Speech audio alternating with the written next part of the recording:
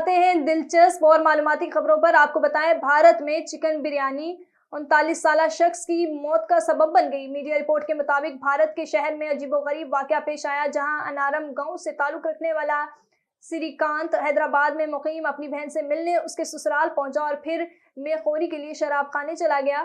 سری کانت نے مے خوری کے بعد چکن بریانی کی دکان کا رخ کیا، جہاں اس کی موت واقع ہو گئی۔ پاکستانی معروف کانٹینٹ کریٹر سرفہرست کی ٹک ٹاکر اداکارہ جنت مرزا نے سوشل میڈیا پر دلچسپ ویڈیو شیئر کی ہے۔ جنت مرزا کی جانب سے انسٹاگرام اکاؤنٹ کی اسٹوری پر شیئر کی گئی ویڈیو موبائل اسکرین کے ذریعے سوشل میڈیا پلیٹ فارم ٹک ٹاکر سے ریکارڈ کی گئی ہے۔ ویڈیو میں دیکھا جا سکتا ہے کہ شلوار قمیض میں ملبوس ایک سادہ لڑکا جنت مرزا کی تصویر اپنے دل سے لگائے مزار کے باہر لیٹا ہوا ہے۔